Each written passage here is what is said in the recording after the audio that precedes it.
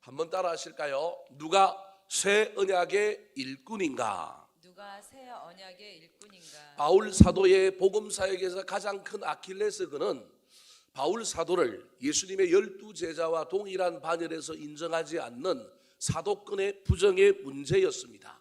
늘 그는 자신도 하나님께 부르심을 받은 사도라는 것을 밝혀야 했고 주장해야 했습니다. 오늘 본문 앞에서는 그가 하나님께 부르심을 받은 사도라고 하는 것을 오해받았을 때 어떻게 했는지에 대하여 지난주에 설명을 드렸습니다.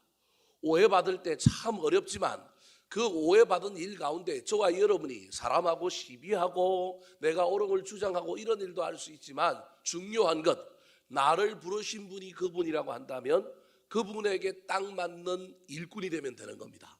그래서 사도 바울은 사람 의지하지 않고 하나님과 나 사이에 내가 하나님의 어떤 일꾼이냐, 그것에 주목하였을 뿐만 아니라 오늘 본문에서 자기의 이야기를 통하여 고린도 교회에 있는 교인들도 앞으로 신앙생활할 때 너희들은 복음의 새 일꾼이 되라고 이야기하고 있습니다. 자, 오늘 본문 앞에 있는 6절 말씀 같이 한번 읽어볼까요? 6절입니다. 시작. 그가 또한 우리를 새 언약의 일꾼 되기에 만족하게 하셨으니 율법 조문으로 하지 아니하고 오직 영으로 함이니 율법 조문은 죽이는 것이요 영은 살리는 것이니라. 성령으로 나를 새 언약의 일꾼으로 불렀다. 새 언약은 옛 언약의 반대이고 새 언약은 예수 그리스도의 복음을 이야기합니다. 예수 그리스도의 복음을 전하는 일꾼으로 나를 불러주셨다. 그런데 그 불러주신 그 주님께서 나를 뭐하게 하셨다고요? 만족하게 하셨다라는 거예요. 이게 중요합니다. 일꾼은 만족해야 합니다. 자기가 부르신 분으로 인하여 만족하면 사람 생각할 필요가 없는 거예요. 오해받아도 흔들릴 필요가 없는 거예요. 그렇게 만족하여 자기 일에 충실한 새 언약의 일꾼이 되었더니 누구도 만족시켰느냐 하면 하나님도 만족시켰다. 저 만족하게 하셨으니라고 하는 말은 하나님이 사도 바울을 만족하게 했지만 누구도 사실은 만족한 거예요. 하나님도 사도 바울이 오해받더라도 비난받더라도 자기를 불렀었던 그 하나님의 놀라운 꿈과 비전, 이방인을 향하여 빛이 되고 이방인을 향하여 택한 그릇이 되어서 온 세계에 핍박을 무릅쓰고 오해와 비난을 무릅쓰고 새 언약의 일꾼으로 살아가는 그 모습에 하나님이 만족하신 거예요. 1차적으로 누구도 만족했느냐 하면 사도 바울도 만족하고 2차적으로는 하나님도 만족하고 교인들 중에 일부는 아니지만 수없이 그가 다니면서 개척한 교회 교인들도 사도 바울 때문에 만족한 것입니다. 사랑하는 성도 여러분, 제가 저 새 언약의 일꾼이 되었으면 좋겠고 여러분이 새 언약의 일꾼이 되었으면 좋겠습니다. 여러분의 자리에서 여러 가지 일들을 할 때 교회 안에서 다른 사람들로부터 비난을 받고 오해를 받는 일이 있더라도 그 사람들과 싸우고 나의 옳음을 주장하고 증명하려고 하지 말고 하나님 앞에서 새 언약의 일꾼으로 만족하시기 바랍니다. 자, 그렇다면 새 언약의 일꾼은 어떤 사람일까요? 새 언약의 일꾼이 되려면 어떤 조건이 필요할까요? 첫 번째입니다. 따라하시겠습니다. 수건을 벗은 사람. 수건을 벗은 사람. 사도 바울 당시 유대주의 기독교인들이 사도 바울을 그렇게 미워했습니다. 똑같은 유대교회에서 개종했는데 사도 바울은 유대인들을 위하여 복음 사역을 하지 않고 이방인을 향하여 사역했을 뿐만 아니라 유대인들이 가지고 있던 정통 신앙의 근간을 뒤흔드는 일들을 많이 했습니다. 예를 들어 같으면 할례를 안 받아도 세례 받으면 구원받는다. 그런데 유대주의자들은 전통적으로 할례라고 하는 거 붙들고 왔는데 그걸 부정해버리니까 자신들을 부정하는 것 같아서 유대교에서 기독교로 개종하는 사람들 중에 수많은 사람들이 사도 바울을 의도적으로 공격했을 뿐만 아니라 초대교회의 이단들 중에 초대교회 거짓 교사들 중에 많은 사람들이 어디로부터 왔느냐 하면 유대주의로부터 왔습니다. 그래서 유대교회에서 믿는 그 믿음을 가지고 예수를 해석하고 기독교를 해석하고 복음을 해석하려고 했습니다. 오늘날에도 저와 여러분이 수많은 교회를 거쳐오면서 자기가 다녔던 옛날 교회를 가지고 현재 교회를 판단하고 현재 교회를 비난하려고 한다면 여러분이 유대주의에 빠져 있는 사람들과 동일한 위치에 있다는 것을 기억해야 합니다. 그 교회는 그 교회고 이 교회는 이 교회입니다. 그 교회에서 말씀하시던 하나님이 이 교회에서도 말씀하시는 걸 들으면 됩니다. 내가 경험한 것, 내가 통과해왔던 것, 그걸 너무 붙들고 옳다고 주장하면 큰일 납니다. 하나님은 그때나 지금이나 여전히 하나님이시고 오늘도 우리에게 말씀하고 있는 것입니다. 이 유대주의자들에게 자신의 사도권을 주장할 뿐만 아니라 이 유대주의적으로 예수 그리스도를 믿고 기독교로 개종한 사람들, 더 나아가 이단들, 아직도 유대교에 남아있는 사람들의 가장 중요한 문제가 무엇이냐 하면 율법의 수건을 여전히 들어쓰고 있다라고 하는 이야기입니다. 자, 13절 말씀 같이 한번 읽어볼까요? 시작. 우리는 모세가 이스라엘 자손들에게 장차 없어질 것에 결국을 주목하게 하지 못하게 하려고 수건을 그 얼굴에 쓴 것 같이 아니하노라. 모세를 폄하하려고 하는 것은 아닙니다. 모세는 그 얼굴을 수건에 썼지만 나는 그 얼굴에 수건을 썼다 안 썼다? 안 썼다. 여러분 이 잘못 해석하면 엄청난 문제가 될 수 있습니다. 사도 바울이 모세를 깔려고 하는 것이 아니라 모세는 수건을 썼지만 나는 수건을 썼지 않고 나는 수건을 벗었다. 내 눈에서 비늘이 벗겨졌는데 알고 보니 그 비늘이 율법의 비늘이더라. 모세가 쓰고 있던 수건을 나도 여전히 쓰고 너희들한테 신비주의로 이야기하고 있는 것이 아니라 나는 분명한 수건을 벗고 이야기한다는 거예요. 저 수건이 의미하는 바가 율법이지만 오늘날 저와 여러분은 율법을 떠나서 수많은 신앙생활의 다른 안경, 신앙생활의 다른 옷을 수건이라고 이야기할 수 있습니다. 저와 여러분은 우리도 모르는 사이에 우리 나름대로의 수건을 쓰고 신앙생활을 합니다. 모세가 시내산의 율법을 받으러 십계명을 받으러 올라가서 40일 있다가 왔습니다. 하나님이 친필로 십계명을 써줬습니다. 나중에는 그 십계명 깨버리는 바람에 하나님이 모세 보고 돌 다시 구해오라 그랬고 하나님이 불러주고 누구 보고 써라 그래요? 모세부터 써라 그래요. 처음 받은 건 하나님이 친필로 써줬다니까. 어떻게 써줬는지 모르겠지만 눈에서 레이저가 나가서 쥐쥐 썼는지 영화 같은 데 보면 그렇게 한단 말이에요. 그렇게 했는지 아니면 하나님이 손이 나가고 써줬는지는 모르겠지만 첫 번째 십계명 두 돌판은 하나님이 친필로 써줬단 말이에요. 근데 그거 깨트려 버렸단 말이에요. 너무 우상숭배하는 모습이 화가 나갖고 그랬더니 하나님이 두 번째 이 모세 보고 올라오라고 할 때는 구해와가지고 옆에서 이제 받아쓰기 하는 거예요. 불러주고 그대로 적는 일들을 하는 일들을 통하여 모세가 십계명 두 돌판을 남깁니다. 하나님의 영광 가운데 하나님의 임재 가운데 있었더니 그 하나님의 영광의 강체가 누구에게로 옮겨왔느냐 하면 모세에게로 옮겨온 겁니다. 그래서 모세의 얼굴이 너무 빛나는 바람에 모세가 백성들에게 문제가 생길까 봐 수건을 쓰고 내려옵니다. 신명기에서는 이 수건을 쓴 이유는 그들이 모세의 얼굴을 보고 뭐 할까 봐? 죽을까 하여 이렇게 얘기합니다. 근데 그건 잘 생각을 해봐야 됩니다. 그럼 모세는 하나님의 영광이 그에게로 옮겨왔는데 모세는 하나님의 임재 속에서 하나님이 옆에 계신다는 걸 40일 동안 경험했지만 직접 모세는 하나님을 봤을까? 여러분 고민 안 돼요? 봤을까? 봤다면 어떻게 된다고요? 죽는데요. 근데 여러분 여기서 생각해 봐야 됩니다. 성경이 하나님과 대면한 자를 누구라고 얘기해요? 모세 그 대면을 직접 물리적으로 눈과 눈으로 봤다고 해석할 것이냐 아니냐는 여러 해석이 있을 수 있지만 일단은 성경은 뭐라고 얘기하느냐 하면 물리적으로 눈과 눈을 맞대어 보는 것만이 대면이 아니라 그 자리에 한 자리에 있어서 친밀하게 소통하고 교류하고 영적으로 함께 있는 그것을 뭐라고 얘기하느냐 하면 대면이라고 얘기하는 거예요. 그래서 저는 개인적으로 뭐라고 해석하고 싶느냐 하면 모세가 하나님과 함께 있었는데 하나님을 봤을까? 저는 봤을 것 같아요. 봤다고 우리 하나님이 자기를 죽였다? 저는 그럼 우리 하나님 좀 이상하신 분인 것 같아요. 근데 하나님의 영광에 흠을 내지 않으려고 범접하지 않게 하려고 그러지 않았을까? 제 개인적으로는 안 봐서 모르지만 이게 우리 신앙의 큰 문제는 아니지만 저와 여러분이 한번 생각해 봐야 될 일이 있어요. 근데 신명기는 뭐라고 얘기하느냐 하면 수건을 안 쓰면 하나님의 영광이 모세에게 옮겨왔기 때문에 백성들이 그걸 보고 뭐 할까? 죽을까 하여 그런다라는 거예요. 그런데 신명기 말고 구약 성경의 다른 성경들과 신약의 히브리서의 관점, 특별히 오늘 본문에서의 관점은 뭐냐 하면 하나님의 영광을 너무 극대시하여 하나님을 안 섬기고 바울을 우상 숭배할까봐, 바울 자신이 하나님을 대면함으로 말미암아 내가 우상적인 요소로 발전할까봐 영광을 가려도 그 영광이 너무 찬란하여 보이니 그 정도 근의로도 충분히 백성들에게 전할 수 있어서 수건을 썼다. 현대 신학자들이 이 두 가지 해석을 갖고 있습니다. 여러분들이 뭘 가지든지 간에 중요한 건 그건 아니라 문제는 뭐냐 하면 사도 바울이 뭘 썼다고요? 스스로 수건을 썼다라는 거예요. 이건 하나님이 쓰라고 한 것도 아니고 누가 쓴 거예요? 사도 바울이 썼어요.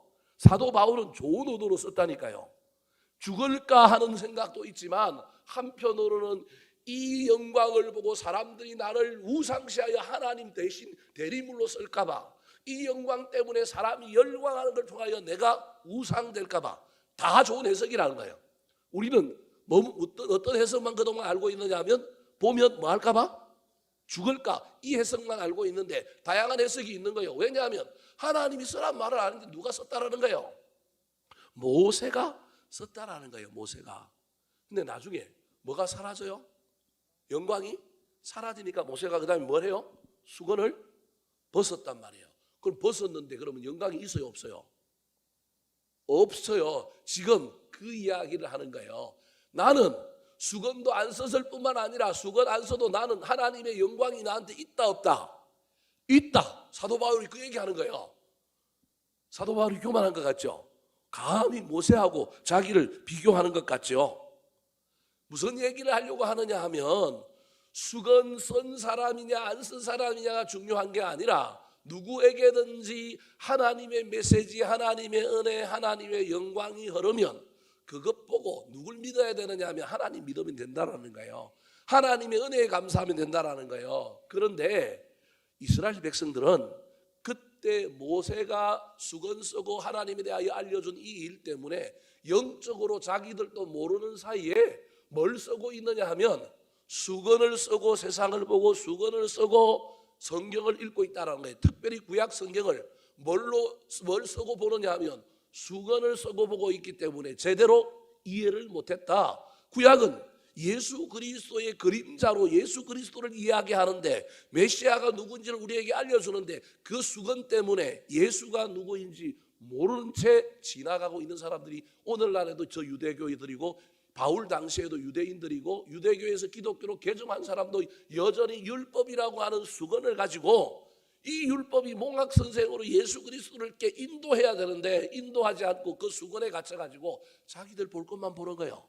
자기들 주장할 것만 주장하는 거예요. 그래서 율법이 아니라 은혜여야 하는데 율법에 도취돼서 안 되는 것만 이야기하는 거예요. 벌 받는 것만 이야기하는 거예요. 이거 하면 안 된다고만 이야기하는 거예요. 그래서 누구를 결국은 모르게 되었느냐 하면 수건 때문에 예수 그리스도를 구주로 인정하지 않아 남아있는 사람, 인정한다고 개종하여 기독교로 들어왔지만 여전히 유대인들이 뭘 받아야 된다고 주장하느냐 하면 할례 받아야 된다고 주장하고 여전히 구약의 율법적인 요소를 가지고 예수를 믿어야 한다고 주장한다라는 거예요. 그 사람은 새 언약의 일꾼이 아니라 옛 언약의 일꾼이다. 새 언약의 일꾼은 나처럼 뭐가 없는 사람이냐면 수건을 벗은 사람이다. 수건이 없었던 게 아닙니다. 우리 다 수건 쓴 사람이었어요. 사도 바울도 수건을 써서 핍박자의 수건을 쓰고 있었고 그 다음에 다메섹을 가는 길에 기이한 빛 가운데 예수 그리스도를 만났지만 또 다른 수건인 비늘이 있어서 그 비늘이 벗겨지는 수건이 벗겨지는 놀라운 일들을 통하여 예수 그리스도를 제대로 알게 되었다는 거예요.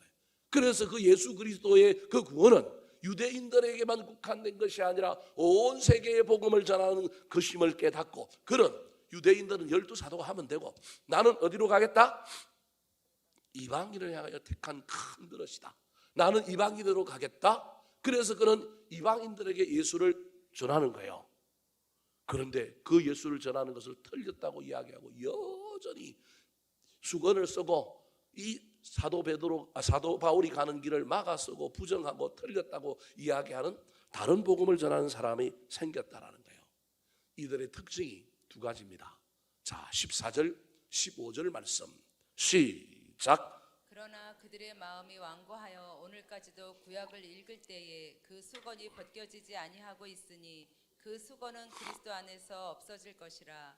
오늘까지 모세의 글을 읽을 때에 수건이 그 마음을 덮었도다. 자, 마음이 완고한 것과 수건의 마음이 덮여진 것이 이 유대주의자들의 특징입니다. 수건을 쓰고 있는 사람은 고집이 셉니다. 수건을 쓰고 있는 사람은 마음이 덮여서 마음을 열지 않습니다. 사랑하는 성도 여러분, 저와 여러분은 예수를 믿고 있는데 우리도 모르는 사이에 내가 자라온 환경과 내가 만난 어떤 목회자들과 신앙생활했던 공동체로 말미암아 나도 모르는 사이에 어떤 수건을 쓰고 있지는 않습니까? 수건을 벗어버린 사람이 새 언약의 일꾼입니다. 그 수건을 벗고 주님이 주시는 복음의 안경, 주님이 주시는 은혜의 안경을 쓰시기 바랍니다. 율법의 수건은 벗어버리고 은혜의 안경을 낀 사람이 새 언약의 일꾼입니다. 그래서 시야가 넓어진 사람, 마음이 완고하지 않고 마음이 부드러운 사람, 마음이 덮여있는 사람이 아니라 마음이 열려 있어서 뭐든지 다 가능하면 죄짓는 일 아니면 수용하고 하자고 하고 더불어 박수치고 좋은 일이면 비난하고 비판할 것이 아니라 뒤에서 격려하는 사람, 그 사람이 새 언약의 일꾼이라는 것입니다. 사랑하는 성도 여러분, 오늘 저와 여러분에게 이 말씀을 주셨던 것을 기억하면서 나는 어떤 수건을 지금 쓰고 있을까? 한국 교회는 어떤 교회, 어떤 수건을 지금 쓰고 우리도 모르는 사이에 신앙생활을 하고 있을까? 살펴보시기 바랍니다. 개인의 이야기는 제가 감당할 자신이 없습니다. 그런데 한국 교회는 여전히 예수를 믿으면서도 불구하고 이성주의의 수건을 쓰고 있습니다. 여전히 하나님의 능력을 믿으면서도 물질을 의지하는 물질주의의 수건을 쓰고 있습니다. 한국 교회는 공동체요, 교회가 가족이라고 이야기하지만 여전히 이 자본주의 시대에 개인주의의 수건을 쓰고 신앙생활하는 것으로 변해버렸습니다. 그래서 이 수건을 벗어야 합니다. 이성주의 수건을 벗고 물질주의 수건을 벗고 이기주의 개인주의의 수건을 벗어야만이 하나님의 나라가 보일 것이고 우리 하나님이 좋아하시는 것이 무엇인지 보이게 될 것입니다. 사랑하는 성도 여러분, 각자 신앙의 영역에서 나는 지금 어떤 비늘이 벗겨져야 되느냐, 어떤 수건을 벗어야 되느냐 하나님 앞에 물어보시고 잘 깨달아서 그것을 잘 벗으시기 바랍니다. 수건을 벗고 은혜로 보고 말하며 은혜가 철철 넘쳐 흘러서 은혜롭게 살아가는 새 언약의 일꾼들이 되시기를 예수님의 이름으로 축원합니다. 두 번째, 누가 새 언약의 일꾼일까요? 따라 하시겠습니다. 성령으로 자유하는 사람. 성령으로 자유하는 사람. 17절 말씀 같이 한번 읽어볼까요? 시작. 주는 영이시니 주의 영이 계신 곳에는 자유가 있느니라. 자, 아까 수건을 벗는 사람도 무엇으로 수건을 벗었느냐 하면 성령으로 수건을 벗었습니다. 수건을 성령으로 벗은 사람, 이 사람의 삶에는 여러분 놀라운 일이 있는데 무슨 일이 있느냐 하면 자유함이 있습니다. 이 말이 무슨 말일까요? 여러분, 사람의 에너지, 사람의 힘은 어디로부터 오느냐 하면 나의 내면으로부터 옵니다. 잘 생각을 한번 해보시기 바랍니다. 우리는 물질을 의지하고 내가 가지고 있는 자원을 의지하고 내 곁에 있는 사람들을 의지하고 내가 가지고 있는 지식이나 경험을 의지하지만 궁극적으로 나의 모든 힘의 근원은 어디로부터 오느냐 하면 내 마음으로부터 옵니다.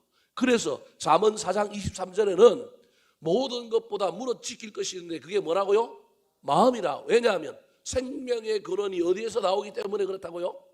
마음에서 나오기 때문에 그렇습니다. 제가 지금 이 이야기를 왜 하느냐 하면 사도 바울이 주는 영이시니 주의 영이 계시는 곳에는 자유가 있느니라고 하는 이 말은 사도 바울 자신의 이야기인가요? 내가 사람들이 나보고 사도 아니라고 이야기하고 다른 복음 전한다고 이야기할 때 내 옆에 사람이 없는 것도 아니고 누가도 있고 베드로도 있고 디모도 있고 디모데도 있고 베드로가 아니고 디도도 있고 디모데도 있고 수많은 믿음의 사람들도 있고요. 내가 세운 교회도 있어요. 그런데 여러분 아무리 외적으로 그게 있어도 뭐가 흔들리면 안 되느냐 하면 내 마음이 흔들리면요, 내가 해놓은 일이 아무것도 아니에요. 내가 하나님의 은혜로 놀라운 일을 했던 것이 아무 일이 아니에요. 내가 섬긴 일, 내가 희생하고 봉사한 일, 내가 달려온 길이 전부 허망해지는 것이 어디로부터 시작되느냐 하면 마음으로부터 시작되는 거예요. 그런데 내 마음에 주의 성령이 내 마음에 있으면 성령의 법은, 여러분, 생명의 성령의 법은 사망의 법과 달라서 살린단 말이에요. 정죄함이 없단 말이에요. 자유함이 없다라고 할 때 이 자유는 정죄함과 관련이 있습니다. 그래서 저와 여러분이 어디로부터 자유하면 죄로부터 자유, 특별히 저와 여러분이 누군가가 나를 향하여 이야기할 때 그 정죄함 때문에, 그 비난 때문에 흔들리는 자유가 있어야 되는데, 그 자유가 없는 사람은 성령의 임재가 사라졌을 뿐만 아니라 그로 말미암아 그동안 내가 해왔던 모든 일이, 앞으로 내가 달려갈 일들도 시들시들해져 버리는 거예요. 그래서 지금 사도 바울이 스스로 자기에게 체면을 걸 뿐만 아니라 고린도 교회 교인들을 향하여 너에게 성령이 있느냐? 성령이 충만하냐? 성령이 있는 곳에서는 뭐가 있다고요? 자유함이 있다. 이 자유는 방탕을 의미하는 것이 아닙니다. 사람의 시선을 의식하지 않고 내 마음대로 해간다는 것을 의미하는 자유가 아닙니다. 죄책감으로부터 자유, 정죄함으로부터 자유, 운명론으로부터 자유. 예수 그리스도를 믿는 사람들은 이런 자유가 있는 거예요. 사주팔자, 풍수지리, 태길, 궁합, 손 얻는 날, 재수가 있니 없니, 팔자니 뭐 조상신이 있니 없니, 전부 이거 여러분 운명론이지 않습니까? 그런데 우리는 예수를 믿음으로 말미암아 이 모든 것으로부터 이미 자유해진 사람이잖아요. 그래서 우리는 무슨 날이든지 주님께 기도하고 살 수 있어요. 아직도 못하는 사람들이 교회 안에 몇 사람들이 있대요. 그래서 문제예요. 그게 무슨 상관이 있어요? 우리는 자유하잖아요. 성령님으로 말미암아 자유하잖아요. 이런 자유뿐만 아니라 저와 여러분이 어떤 일을 함에 있어서 할 수만 있다면 죄의식, 정죄, 실패의식으로부터 뭐가 있어야 되느냐 하면 자유함이 있어야 되는 거예요. 아무리 대단한 신앙인도 뒤흔드는 마귀의 역사가 없는 것은 없습니다. 아무리 내가 신앙생활을 잘해도 내 내면을, 내 삶을 뒤흔든다니까요. 사람들을 통하여, 환경을 통하여, 때로는 내 마음 깊숙한 곳에 찾아와서 악한 마귀가 의심의 씨앗을 뿌려놓고요, 수많은 장난질을 쳐서 내 마음이 요동을 치는 거예요. 그런데 성령이 내 안에 있음으로 말미암아 그 의심의 씨앗들을 저와 여러분이 몰아내는 거예요. 그게 주의 영이 계시는 곳에는 뭐가 있다고요? 자유가 있는 거예요. 내 내면에서 그거 다 몰아내고 자유가 넘쳐야만이 이 내면으로부터 능력이 나타나는 거예요. 힘이 나타나고 열정이 나타나는 거예요. 지금 그 얘기를 하는 거예요. 새 언약의 일꾼은 내 능력, 내 경험, 주변에 있는 사람, 돈, 환경 이런 것만 가지고 하는 것이 아니라 제일 중요한 것은 내 안에 있는 하나님이 주시는 성령으로부터 주시는 정죄함이 아니라 내 안에 주시는 그 놀라운 평화와 자유함으로 일하는 사람이다. 사랑하는 성도 여러분, 여러분이 일하며 나아갈 때, 부모 역할하며 나아갈 때 세상에서 여러 모양으로 우리 꿈을 실현하며 또 돈 벌기도 하고 여러 모양으로 일하며 나아갈 때 수많은 내면의 어려움들이 있게 될 것입니다. 그때마다 이 구절이 생각났으면 좋겠습니다. 유명한 구절이지 않습니까? 고린도후서 3장 17절 말씀, 너무도 중요한 말씀인데 이 말씀이 진짜 어떤 말씀인지 사도 바울이 왜 했는지를 여러분이 기억하셔야 됩니다. 사도 바울은 어쩌면 자기 마음이 흔들릴 때마다, 사람들의 말에 막 마음이 왔다 갔다 할 때마다 주는 영이시니 주의 영이 계시는 곳에는 뭐가 있느라고요? 자유가 있느니라. 공동체를 향하여도 선포하고 있지만 누구를 향하여 선포하고 있느냐 하면 나 자신을 향하여 선포하고 있는 위대한 말씀입니다. 우리는 저걸 그냥 그런 정도로만 이야기하지만요, 제가 보기엔 뭐 표현이 좀 그렇지만 부적처럼 저와 여러분이 외워야 합니다. 내 마음이 흔들릴 때마다, 내가 막 마음이 왔다 갔다 할 때마다, 확신이 없고 가야 하는 길에 내가 넘어질 때마다 주는 영이시니 주의 영이 계시는 곳에는 뭐가 있다고요? 자유가 있느니라. 내가 그 어떤 곳에 흔들리지 않고 이 길을 가리라. 사랑하는 성도 여러분, 여러분의 삶 속에 악한 마귀가 수많은 의심의 씨앗을 뿌려놓고 수많은 일들을 행할지라도 성령님을 다시 의지하시고 성령 충만을 입으시고 그 성령님의 역사를 의지함으로 말미암아 의심의 구름 탁 걷어내고요, 마음에 막 여러 불평과 음악들 다 걷어내고요, 다시금 우리 마음이 자유함으로 가득 찼으면 좋겠습니다. 성령님이 주시는 놀라운 은혜로 말미암아 성공해도 좋고 안 해도 좋고, 그러나 주님이 원하신다면 내가 이 일을 하겠습니다, 이 길을 가라면 가겠습니다, 자유함으로 열정적으로 그 길을 걸어가는 저와 여러분 되기를 예수님의 이름으로 축원합니다. 마지막입니다. 오늘 본문에서 누가 새 언약의 일꾼이라고 이야기할까요? 자기도 만족하고 하나님도 만족시키는 일꾼이 새 언약의 일꾼인데, 그 일꾼은 여러분 수건을 벗어야 돼요. 그 일꾼은 마음에 악한 마귀에게 지지 않는 자유함이 있어야 돼요. 내면에 자유함이 있어야 돼요. 세 번째입니다. 따라하시겠습니다. 하나님의 형상으로 변한 사람. 하나님의 형상으로 변한 사람. 복음의 가장 강력한 역사는 변화입니다. 복음의 역사는 변화이기 때문에 말씀을 전하는 자도 변화를 경험해야 되고요, 내가 전함으로 말미암아 상대방에게도 뭐가 일어나야 되느냐면 변화가 일어나야 합니다. 이게 새 언약의 일꾼의 핵심입니다. 트랜스포메이션, 변혁까지도 일어나야 됩니다. 사회가 변하고 환경이 변하고 공동체가 변하는 것까지 일어나야 합니다. 이게 성령의 역사요, 모든 복음의 본질입니다. 복음이 교회 안에 뿌려졌는데 사람이 변하지 않는다? 그 공동체의 역동성이 사라지고 있는 겁니다. 그래서 말씀을 듣고 찬양하고 기도하고 모일 때마다 사람이 조금씩 변해가는 게 보이는 거예요. 물론 때로는 그 인간이 하도 늦게 변해가지고 절망할 때도 있고, 그래서 때로는 사람 안 변하네, 믿을 놈 한 놈도 없네, 그럴 수도 있지만, 그럼에도 불구하고 지구가 안 도는 것 같지만 조금씩 뭐 하는 게 보여요? 이게 변하는 게 보인단 말이에요. 목사님들하고 지난주에 봄 야유회를 갔는데, 어떤 목사님이 저한테 찾아와갖고, 제가 이제 시찰에 서기로 야유회를 전체를 진행하고 있는데 저한테 와가지고, 목사님 좋은 카페가 있는데 우리 그 카페 좀 구경시켜주면 안 되겠습니까? 그러는 거예요. 네, 커피가 얼마 정도 합니까? 그랬더니 9,000원 한대요. 우리가 무슨 9,000원짜리 커피를 먹어요? 한 3,000원짜리만 먹으면 되죠. 그런데 너무너무 카페가 이쁘고 너무너무 좋다라는 거예요. 우리가 제부도를 갔거든요. 그래서 제부도에서 안산 쪽으로 올라오는 길에 대부도에 올랐는데, 대부도에 신상 카페가 하나 생겼대요. 제가 이 카페 또 홍보해주고 여러분도 가라고 하는 것 같아서 하면 안 될 것 같은데, 그 카페가 360도로 도는 카페예요. 소위 말하는 우리 저기 정동진에 가면 배 있잖아요. 배 위에 보면 카페가 있잖아요. 그 카페도 돌잖아요. 그 다음에 어디도 도느냐 하면 남산 타고도 어떻게 해요? 돌잖아요. 근데 여기는요, 신기하게 신상 카페, 큰 베이커리 카페를 만들어 놓고 얼마나 많은 사람이 오느냐 하면, 반드시 1인 1메뉴를 안 시키면 못 올라가게 엘리베이터 직통으로 가는 엘리베이터 딱 만들어 놓고, 엘리베이터 앞에서 직원이 딱 지켜요. 그래서 메뉴 시켰는지 안 시켰는지 확인을 딱 하는 거예요. 그리고 재미난 건, 거기서 딱 한 바퀴 그 카페가 도는데 얼마 걸리느냐 하면 50분 딱 걸려요. 그럼 50분 딱 걸리면 한 바퀴 딱 제자리에 오면 뭐 하라는 얘기예요? 나가는 얘기예요. 그래서 1시간을 못 있는 카페예요. 신기하게 만들어놨어요. 딱 50분 딱 돌면 하면 그때부터 이제 대식 준비해가지고 갖다 놓고 딱 나가라는 거예요. 이게 룰이에요. 그 카페를 가자는 거예요.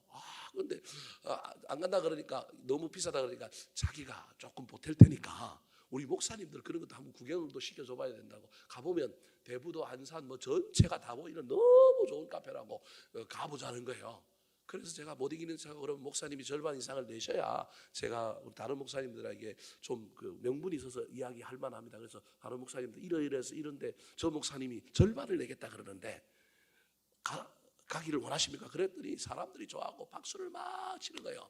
근데 박수를 너무 많이 치니까 그 목사님이 좋아가지고 자기가 뭐 하겠다 그런 거예요? 다 내겠다. 이거는 칭찬은 이런 거예요.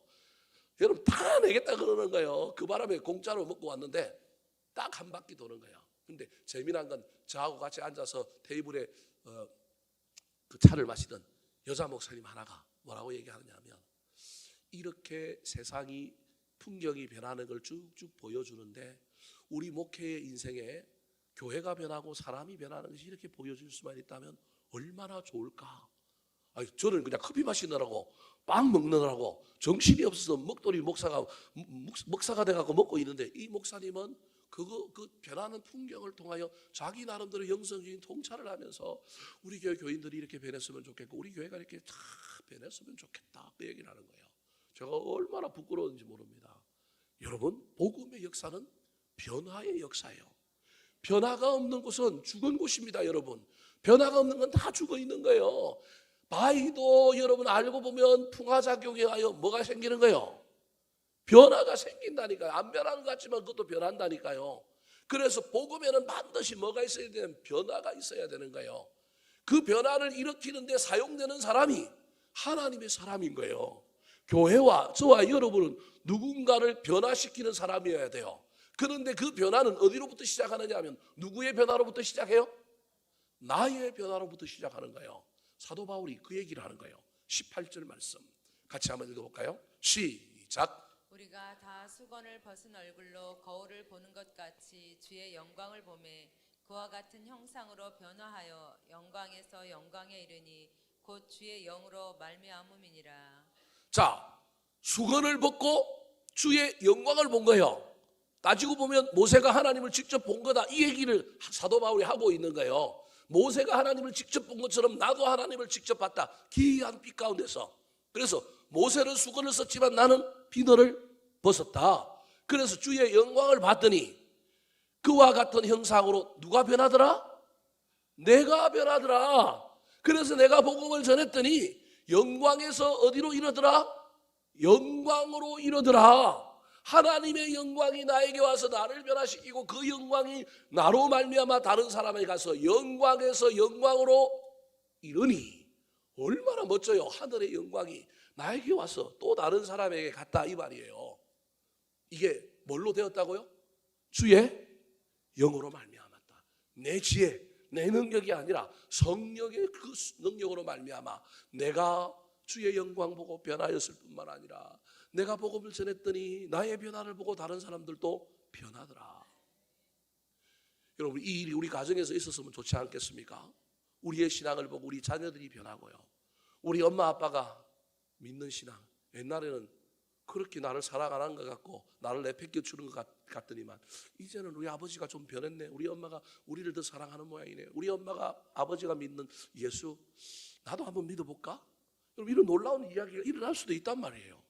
저와 여러분의 변화를 통하여 다른 사람이 변화할 수 있다는 것이 얼마나 위대한 일입니까? 이게 복음의 역사라고 하는 사실을 기억하셨으면 좋겠습니다. 그리하여 우리 교회에도 저와 여러분의 삶에도 내가 하나님의 영광을 경험함으로 말미암아 그 영광이 나를 변화시키고 나의 변화가 다른 사람을 변화시키는 놀라운 일이 일어나는구나. 우리 눈으로 보고 우리 눈으로 기뻐할 수 있었으면 좋겠습니다. 복음은 변화라고 하는 사실을 기억하시기 바랍니다.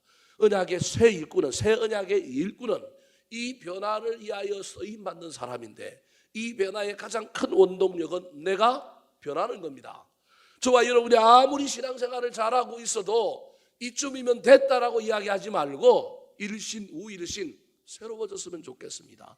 더 예배가 뜨거워졌으면 좋겠고 더 기도가 불타올랐으면 좋겠고 더 헌신과 사랑하는 마음, 공동체를 이해하는 마음이 더 커져갔으면 좋겠습니다. 비록 일직선으로 갈 수는 없다 할지라도 롤러코스터를 타더라도 올라가는 인생이었으면 좋겠습니다. 그리하여 저와 여러분의 삶을 통하여 하나님께서 역사하심으로 말미암아 더 많은 영혼이 주께로 돌아오고 더 많은 사람이 생명을 얻는 귀한 일들이 우리 교회 저와 여러분을 통하여 일어나게 되기를 예수님의 이름으로 축원합니다. 한번 따라 하실까요? 누가 새 언약의 일꾼인가? 누가 새 언약의 일꾼인가? 수건을 벗은 사람, 수건을 벗은 사람, 성령으로 자유하는 사람, 성령으로 자유하는 사람, 영광스러운 형상으로 변한 사람.